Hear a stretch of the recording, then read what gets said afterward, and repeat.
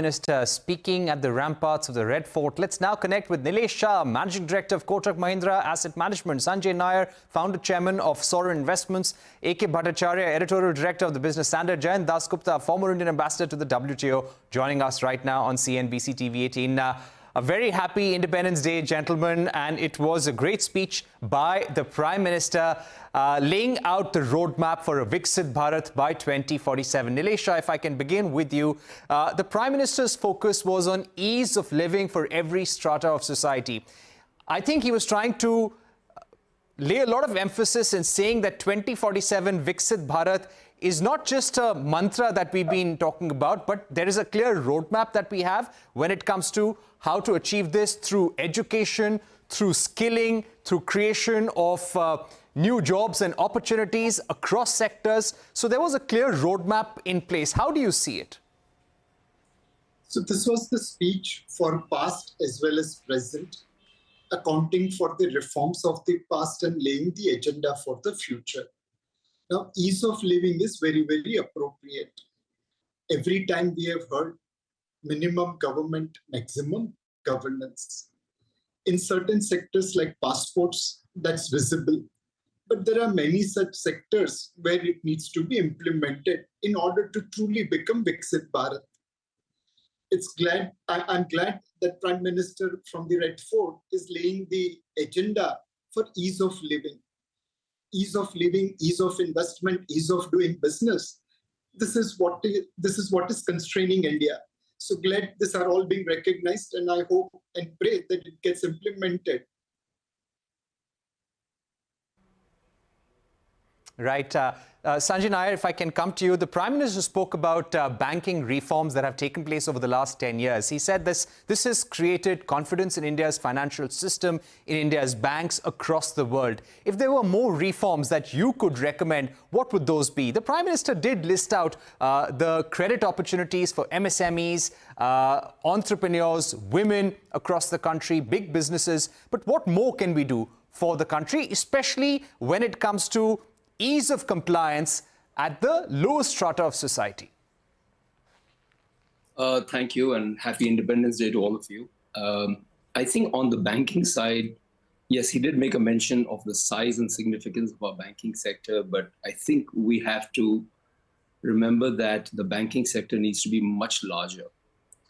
So I would say, coming straight to the point, I think going forward, some consolidation in making larger banks would be definitely an important step forward, because you need large banks for a large economy with such a large aspiration. That's number one. Number two, the credit delivery has to be right down at the level that he was referring to, right? You look at the self-help groups, you look at rural India, there is such a massive need for credit. And therefore, I think regulations, compliances will have to be tailored and tutored to make sure that both the banking and the non-banking sector can, pass the credit through. And yes, there will be risks in that. But I suppose the non-banking sector will play a very, very critical role, because the banks cannot ultimately reach the absolute last mile. So I think those two things are very critical. Obviously, on top of all of that, you do need innovation in the banking sector, which I think has picked up a lot. And the private banks and the public sector banks are playing a pretty significant role. But we need larger banks. I think that is very critical for Viksit Bharat. All right, we need larger banks and consolidation for a Viksit Bharat. A.K. Bhattacharya, how do you see the Prime Minister's speech today? Everyone was trying to gauge and understand what the Prime Minister could speak about, whether there could be any new announcement. A lot of his speech and a lot of the time was devoted to the past reforms, an account of the last 10 years, but also saying that we would be committed to making life easy for the middle class. We want to create more opportunities for the youth and make sure that India is skilling not just for the country, but for the world as well. He spoke about opportunities in organic farming. So what do you think about the thinking of the Prime Minister in his third term?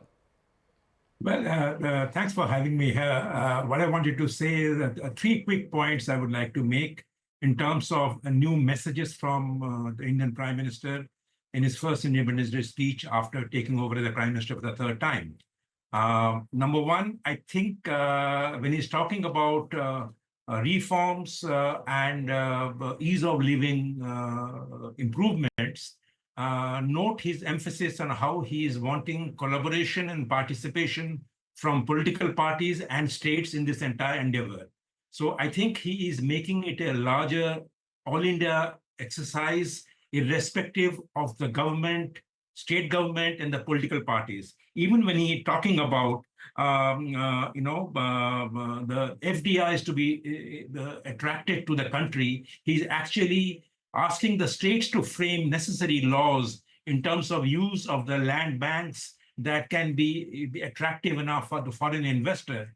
So here is the Prime Minister in his third term is focusing a lot more on a participative governance in which the states and even he's asking the political parties to take part in this exercise. So I think that's, to my mind, is a very important takeaway in terms of the governance style of the new government. Even in the new idea that he talked about of the one country and one election, he's actually, although he has got in his possession a report of the former president, Mr. Covid, now, in spite of that, he is actually seeking further consultation.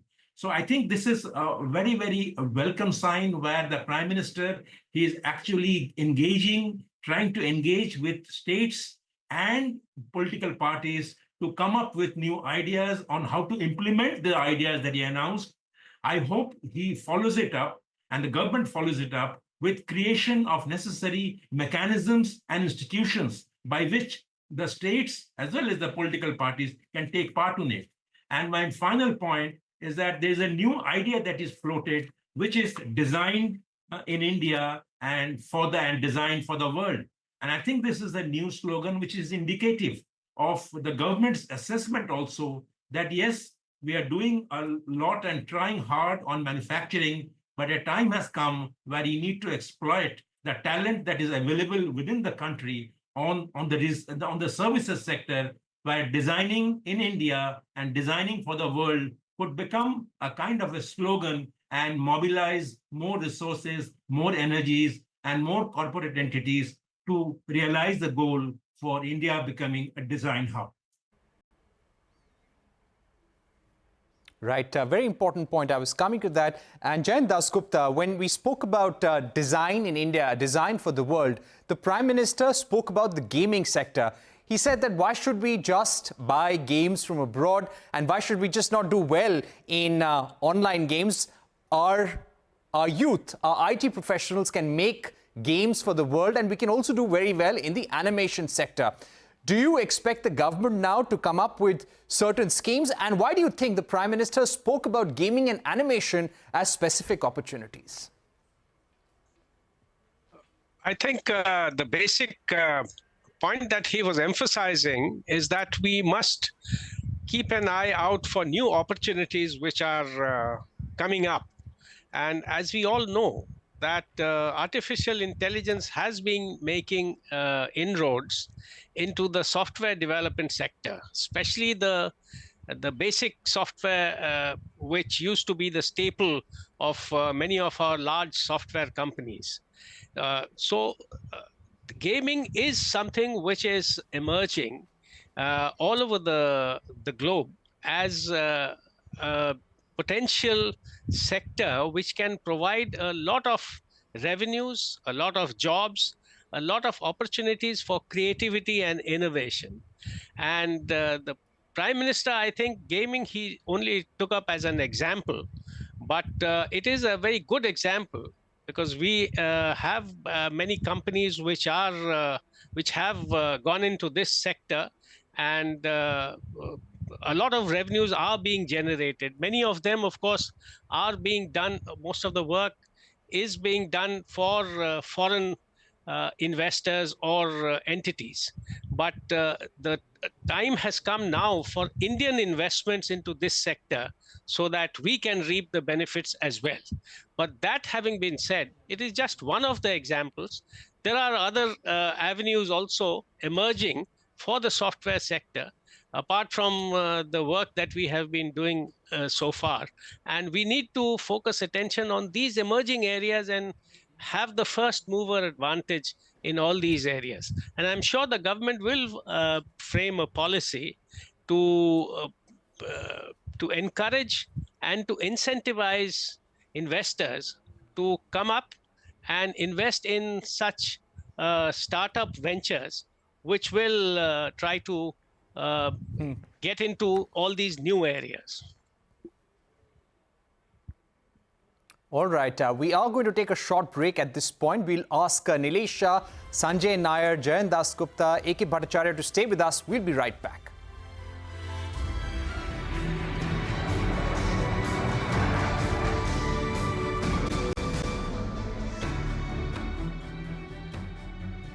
Welcome back. You are watching CNBC TV18 and a very happy Independence Day to all our viewers. We also are joined by Mohandas Pai, Chairman of Aaron Capital. He is with us now. And Nilesh Shah, Sanjay Nayar, A.K. Bhattacharya, Jayant Dasgupta continue being with us as well. Mohandas Pai, welcome to CNBC TV18. Happy Independence Day. The Prime Minister, in his speech, laid a lot of emphasis on education. And he said that we must awaken the Nalanda spirit. It is sad that so many people have to spend lakhs and lakhs of money to go abroad every year. We should be ensuring our youth study in the country. And not just that, we should be able to attract students from around the world as well. How do we do that? Well, I heard the same statement for the last 25 years. The biggest problem is you must give full autonomy to the top 200 universities as promised in the new education policy. Allow them to expand so that more high-quality seats come up in the country, reduce the barriers to increase in cost so the fees can come down. I'll give an example of the medical area. Today, we got 108,000 seats in medical colleges.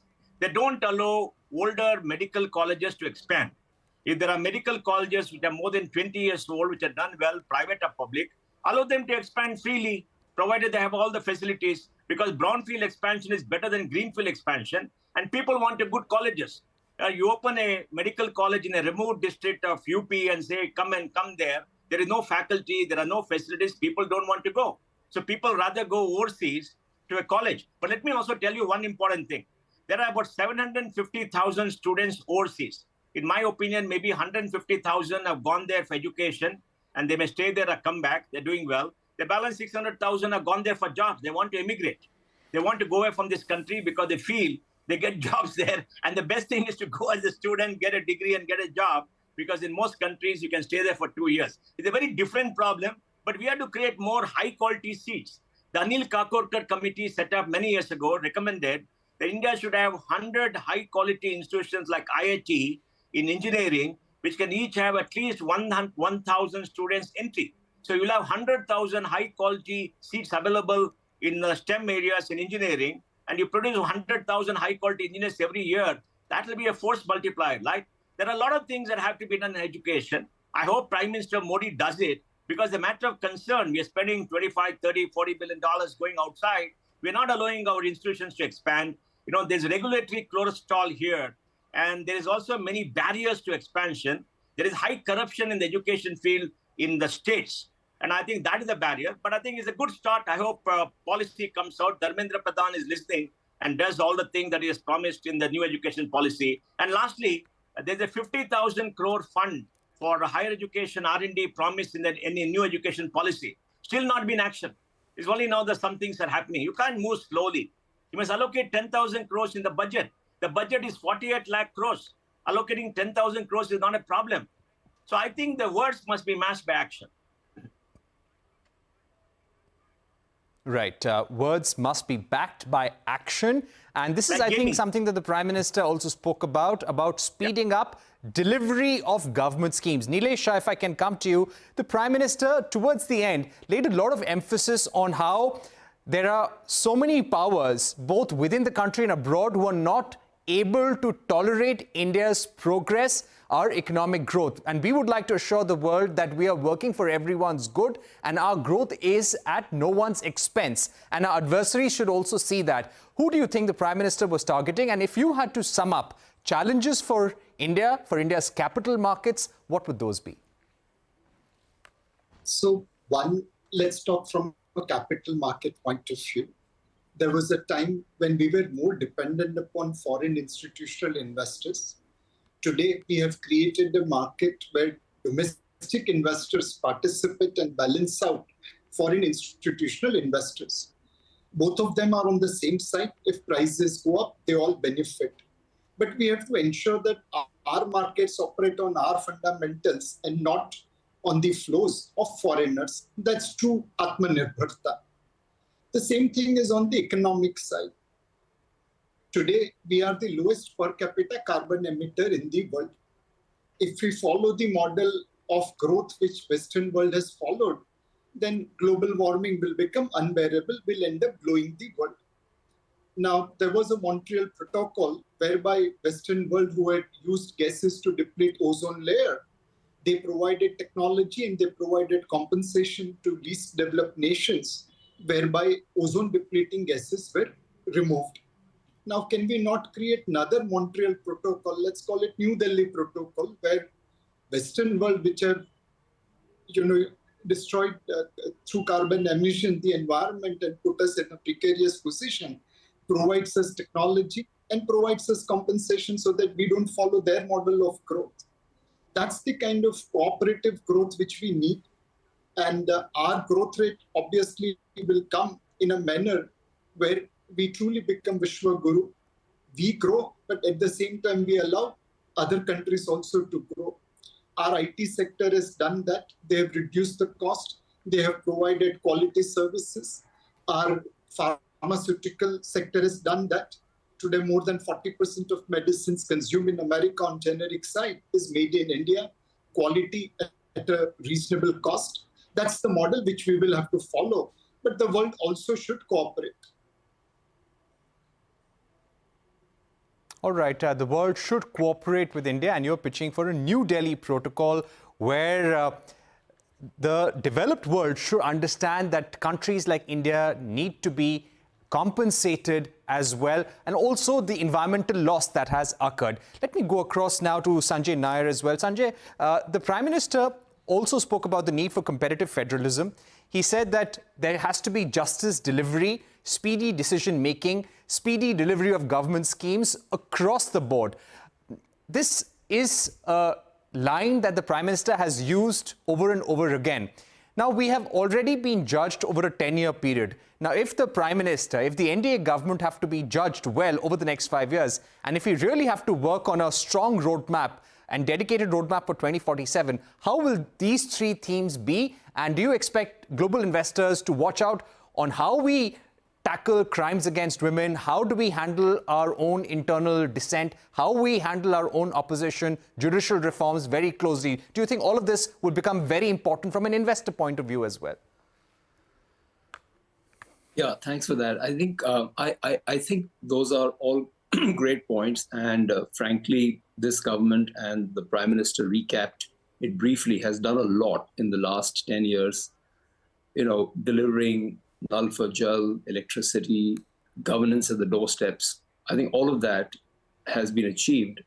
And I think that should really bring us to the point, I think, which AK made, that the big message here is for the states to really participate in the development. Frankly, you cannot have growth and you cannot have investments coming in, either from the Indian private sector or from foreigners, unless there are real opportunities for growth. And that brings you to the point of ease of doing business, which I think you need the states for that. You just cannot do it, and we have seen it. So participative federalism, in a way that AK referred to, is going to be very, very critical. So when you ask about global investors, I think, frankly, and I'm not referring to the capital market investors that Nilesh referred to, I'm referring to foreign direct investors, which, as we know, has plateaued off. I think they have to come to India. India is a massive market, both for India and also for manufacturing for the world. But you've got to make it real. And I think that is where the states and the center have to work together. And I think that is a big message in this speech. And how we follow up is going to be critical. Because remember one thing, that per capita is still quite low. Purchasing power is low. investments do need to pick up. And I think with an aspirational speech and a clearly laid out vision, as the Prime Minister did today, it's a real possibility. So if folks are motivated with this speech, if the states are motivated, I think this is the time to really put our shoulders together. And frankly, a lot of factors of growth are in the state subjects, and therefore we all have to participate, whether it's land, labor, and all that good stuff. So it's very, very critical. If you want to create jobs, you want to create manufacturing. And the last point is that, frankly, investments are going to be very critical. You cannot expect the government to keep spending money on infrastructure on their own. So really, my takeaway is that there's an appeal for being participative here. Global investors and FDI will follow once there is an opportunity of materializing this massive opportunity of growth in India. Otherwise, it does remain a bit of a dream, frankly. All right. Let me also play out for our viewers what the Prime Minister said about Bangladesh. He was hoping for peace and calm and normalcy to return in Bangladesh. Let's play that out for our viewers and then we'll return to our guests. Bangladesh में जो कुछ भी हुआ है उसको लेकर पड़ोसी देश के नाते चिंता होना, मैं इसको समझ सकता हूं।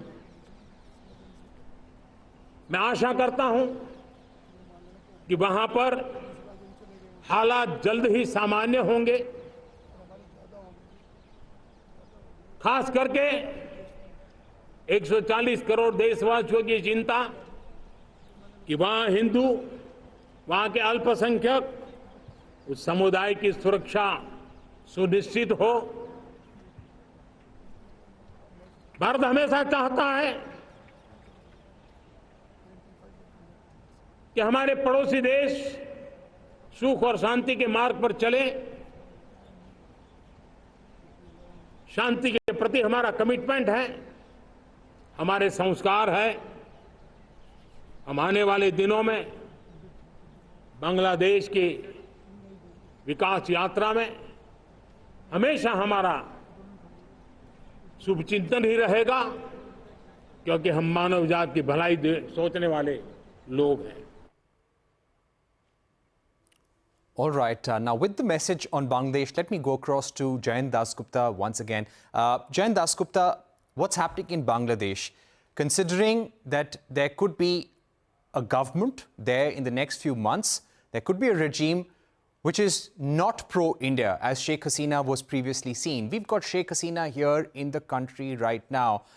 There have been disruptions in trade. There is a lot of unrest in Bangladesh, changing dynamics in the neighborhood. How could this be a challenge for India in the days to come? Clearly, this was a concern for the Prime Minister. I think the concern about the present situation prevailing in Bangladesh is on several counts. The first one is the reported looting, arson, and killings of minorities, especially Hindus. That is one issue, because about 8% of the population of Bangladesh currently are Hindus. And that could trigger off an influx of refugees into India from Bangladesh. Not only Hindus, but other people also who have been at the receiving end of the violence and arson. So that is the first concern. The second concern is, of course, that we had signed a lot of bilateral cooperation treaties, including I think there was considerable progress on waterways. And we have, for instance, a cruise steamer leaving from Banaras and going all the way through Bangladesh to Guwahati. Now, that is the kind of cooperation which was meant to strengthen our relationship and to provide opportunities for further deepening of the relationship. Now, that will probably have to be put on hold. The third issue is about trade, which was taking place quite smoothly. And that is likely to be affected because Bangladesh is one of our largest buyers of cotton yarn, for instance, for its knitwear fabric production. And at the moment, the garment industry, from the reports that are coming in, is in a very disturbed state. I don't think they have resumed production to the pre-rioting case, the stage. So there would be disruption in trade for the time being. And the last point is, if there are elections, and of course elections would need to take place only after peace and normalcy is restored. And that is an open question as to how long it will take, because the policemen have still not rejoined duty and gone back to the police stations. So there is a great deal of anarchy now in Bangladesh. So once the elections are held and a government is formed, we will have to, of course, extend a hand of friendship, of cooperation, of understanding, and build new bridges. So that is something which will have to wait for the future. But between now and the holding of elections, I think it would be very, very useful for India to not restrict itself only to a certain section. For instance, there are allegations that India had put all its eggs in one basket, namely that of the Awami League. So that will, I think, have to be changed. The perception will have to be changed, and we'll have to extend our linkages, our communication channels, and deepen our understanding of what the others want, so that if and when a new government comes to power, we can turn over a new leaf and start afresh. Right. Important points there by Jayant Dasgupta on the issue of a secular civil code. This was something that the Prime Minister spoke about. A.K. Bhattacharya, if you can weigh in on this. The Prime Minister called for a secular civil code, not just UCC in India, that doesn't discriminate against any religion or group. Considering what's happening in Bangladesh, and now that we are in a very disturbed neighborhood, what should be the step and approach towards this? This has been a part of the BJP's manifesto. If this is something that the BJP would like to make a reality, how should they proceed? Well, I think that the choice of words is very important here. He talks about a secular civil code. I don't know whether this in principle or in action or in intent, will it be different from a uniform civil code and not a secular civil code? So I think I'm sure that a lot of thinking must have gone behind the choice of words, and you'll only see in time that what kind of secular civil code that the government is thinking of. It's very clear that the Prime Minister's overall entire address is all about inclusiveness. He even talked about how the saturation of welfarism has to cut across all caste, creed, and religion. So I hope that a secular civil code will actually mean embracing the views and opinions and concerns of all communities and religions in the country before you come out with a code. It's a concern that will be looked at, and how it is addressed will be looked at very closely. So I think, but then the overall speech that I found in the Prime Minister's speech, he's talked about a very inclusive approach, which is a welcome sign, even in the question of the compliance issue, even in the question of the minimum governance and minimum government and maximum governance.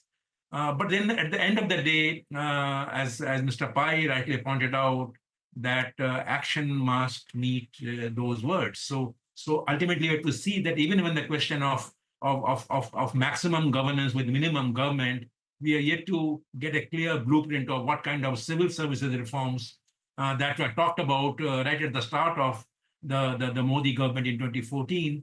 that some reforms have happened, but we haven't seen adequate degree of reforms in civil services to make sure that the delivery of these promises are actually take place to the desired intentions of the policymakers.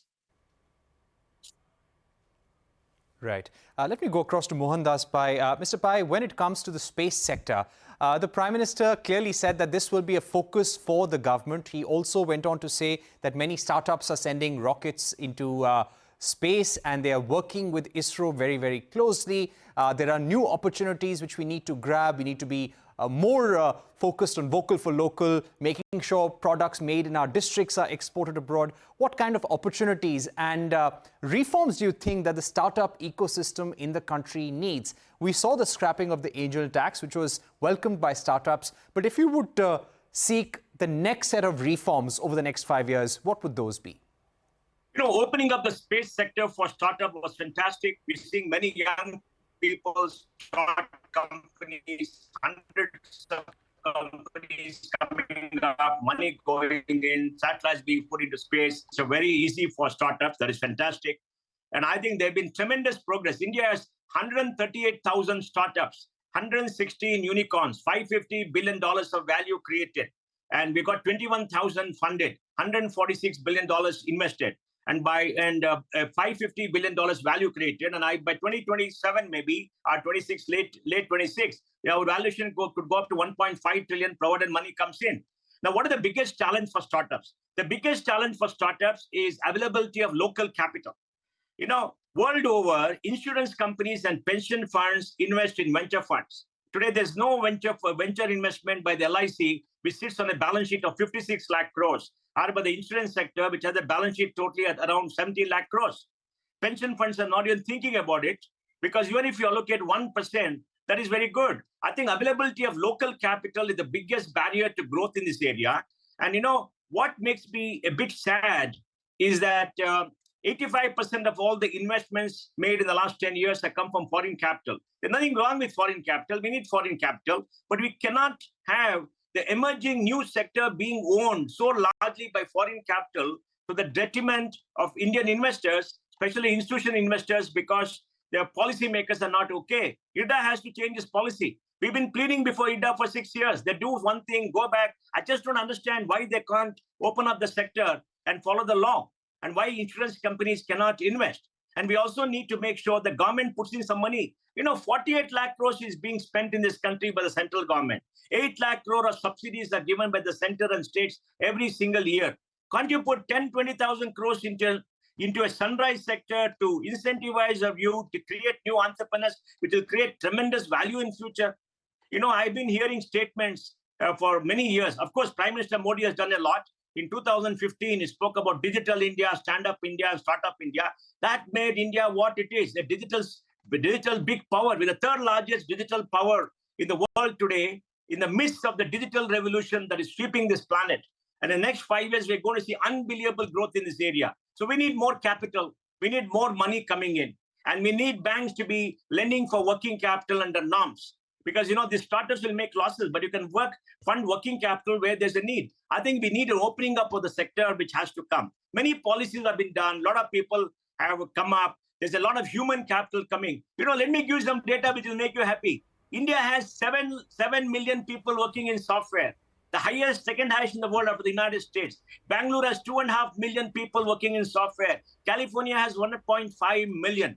In America, out of 10 million working for American companies, 4 million are Indians. 1 million there and 3 million working out of here. In 3 to 4 years, we'll have more people working in software than any country in the world outside China, including the United States. I mean, it's a big thing that's happened. You know, we've got to be proud of this. This is the sector of the future. We need more investment. The semiconductor policy has stated many things, but we need investment and risk capital going into chip design. Bangalore has 350,000 people in chip design, chip testing, and embedded software, the largest for any city in the world. More than Taiwan, more than China. And we are the global designers for the entire world. So there's so much happening in this country, but we need capital. We suffer from capital. In the last 10 years, China invested $835 billion into venture and startup. United States, 2.32 trillion. We put in 146 billion. because of policy. We need policy changes. That's the biggest thing that we need. And I hope Prime Minister is listening, and hopefully he'll do something to break the barriers which bind us and do not unleash us yet. All right. My final question to Nilesh Shah. Nilesh Shah, the Prime Minister said today Indian CEOs are making a big mark globally. If there were certain reforms that you would suggest in terms of making our businesses more resilient, putting India on a sustained growth path that is required for a Viksit Bharat by 2047, what would those be? So as Mohandas Pai suggested, we need to provide our talent with capital. It's not that we are short of capital, but our allocation is wrong. In first 22 years of this century, we have spent $373 billion in import of gold on official account. We do know there is gold smuggling. We do know people wear jewelry and pass through green channel. Collectively, would we have spent $500 billion in import of gold? And majority of that gold is lying in Tijori. Can that money be frozen and delivered to our talent, our entrepreneurs, and then give them ease of doing business? So that combination of talent, capital, infrastructure already created, equipped with ease of doing business, truly creates Viksit Bharat. All right. We've completely run out of time, but we'd like to thank all our guests today, Nilesh Shah, Jayant Dasgupta, A.K. Bhattacharya, Sanjay Nayar and Mohandas Pai. A very happy independence to you and your families. Thank you very much for taking out time for our viewers here on CNBC-TV18, giving us your fantastic views on how can we achieve the dream of a Viksit Bharat, a developed India by 2047. That's all we have time for. Have a great day, and thank you very much for watching us on Independence Day, and thank you from all of us here at CNBC-TV18.